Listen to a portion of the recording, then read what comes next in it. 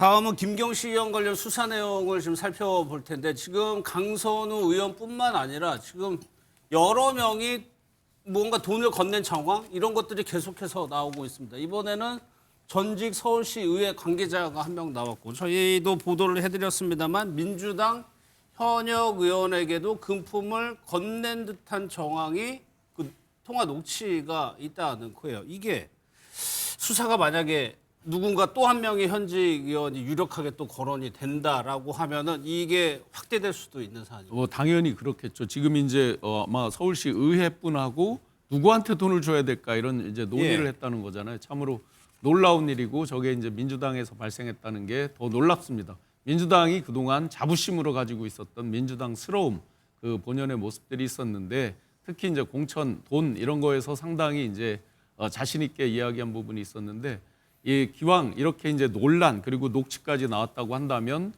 수사 당국에서 아주 철저하게 수사하고 단호하게 처단해야 된다고 봅니다. 예, 실제로 금품이 전달됐는지까지는 아직까지 경찰이 확인을 못한 것 같아요. 그러니까 아직까지 안 나오는데 누구한테 줘야 될까 이거를 상의했다는 녹취가 있다는 거거든요. 왜냐하면 그게 좀 충분히 가능한 부분이 지금 그 지역구에 출마할 때 강선우 의원에게 1억 정도를 주고 공천을 받았다는 거잖아요. 그 때문에 논란이 되고 있는데 2018년도 같은 경우에는 뚜렷한 당직도 없었는데 갑자기 비례대표를 받게 되거든요.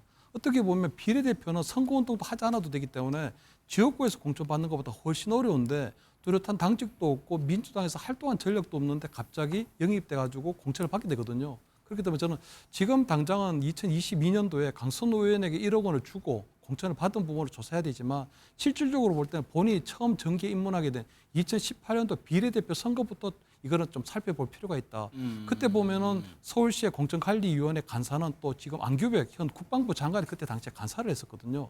그렇다면 그런 부분들도 좀 이상하고 또 이번에 같은 경우에는 6월 달에 있을 지방선거 때는 이번에 또 강서구에서 영등포로 옮겨서 영등포 구청장에 도전하려고 했다는 거거든요. 그것 때문에 김민석 총리가 만약에 다음에 당권에 도전할 경우를 대비해서 또 특정 단체들로부터 또 입당 원서를 받으려고 하는 부분들도 있었기 때문에 이번에 전체적으로 지금 민주당 전체의 어떤 공천 메커니즘이라고 할까 그런 부분에 돈을 주고 하는 부분들도 충분히 간파하고 있었다는 걸로 보이고요.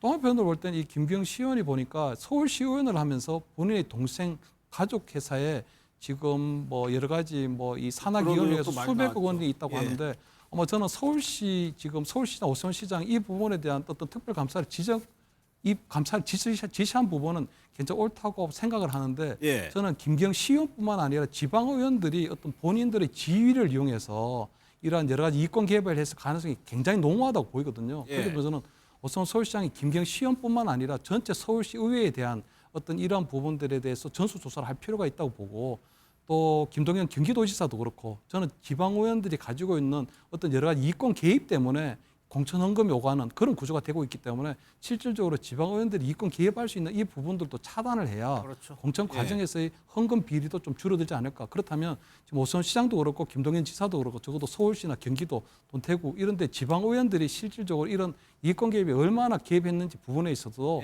저는 철저한 좀 수사라든가 이런 감사가 좀 필요하다 이런 말씀을 곁들여 드립니다. 강선우 의원 관련해서도 지금 이제 경찰 조사 받았죠. 진술이 좀 언론 보도를 통해서 하나씩 알려지고 있는데 1억 원 수수와 관련해서 뭐라고 대답을 했냐면 글쎄요. 이렇게 얘기를 했습니다. 김경식 의원은 만나서 쇼핑백을 받았지만 돈은 있는지 몰랐다. 이게 이주로 되면 그러니까 쇼핑백을 받았어요. 근데 뭐가 있는지 난 모르겠고 그냥 들고 갔다는 얘기가 되거든요. 이 얘기를 과연 참 얼마나 많은 분들이 뭐 수긍을 하실지. 그렇죠. 그러니까 저 자리를 이제 마련해준 남모 보좌관이 있습니다. 남모 보좌관이죠. 남모 보좌관이 강선우 의원의 뜻이라고 하면서 1억을 먼저 얘기했다고 합니다. 1억을 얘기했고 만나는 장소, 시기를 이제 김경식 의원한테 얘기해가지고 3자 대면하는 자리를 만들었고요. 1억을 이제 건네주는 그때 그 순간에는 본인이 자리를 비워가지고 못 봤다라고 했는데 돌아오니까는 강선우 의원이 쇼핑백을 주면서 가 차에 실으라고 했다는 거예요.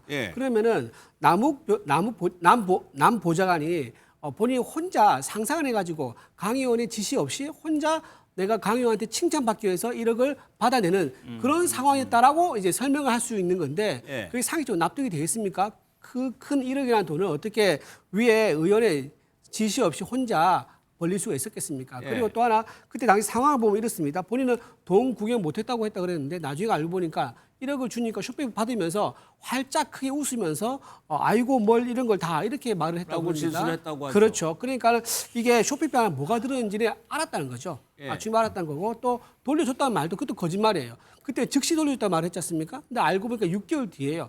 그러니까 강선우 의원 사전에는 즉시라는 단어가 6개월 뒤입니까? 그것도 말이 안 되는 거죠. 예. 그리고 또 하나 남 보좌관 얘기로는요. 그 1억을 받아가지고 강 의원이 자기 집 전세 보증금을 썼다는 거예요. 굉장히 구체적으로 이제 진술을 한 것을 보니까 남모 보좌관은 아마도 강선우 의원이 자기한테 덮어 씌우는 거에 대해서 본인이 화가 굉장히 많이 난 것 같아요. 그래서 아마 있는 그대로 전부 다 털고 예. 본인도 죄가 있으면 제가 받겠다. 하지만 내가 다 덮어 쓰는 것은 나는 인정 못하겠다. 이제 그런 입장이 됐기 때문에 남모 예. 보좌관의 진술이 좀 더 신빙성 있겠다. 그래 보입니다. 하나만 더 성칠부 대변인. 예. 이 전세금 활용액 이거는 개인 자금으로 썼다고 진술을 했다고 그래요. 이걸 그럼 뭐 쌈짓돈처럼 썼다는 겁니까?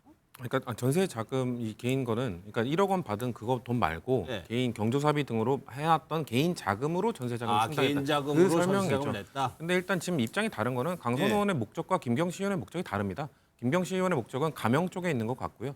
그러니까 어떻게든 뇌물죄가 아닌 정치자금법으로 처벌을 받겠다. 그리고 적극 협조해서 나의 형을 좀 낮추겠다는 목적이 있는 것 같고 강선호 의원은 끝까지 지금 정치를 포기 안 하고 있는 것 같습니다. 끝까지 예. 어떻게든 무죄를 받아내겠다는 목적으로 보이는데 지금 나와 있는 녹취만으로도 충분히 저는 무죄 가능성은 이미 사라졌다라고 보고 있습니다. 예, 진술도 뭐 워낙 바뀌고 있어 가지고요.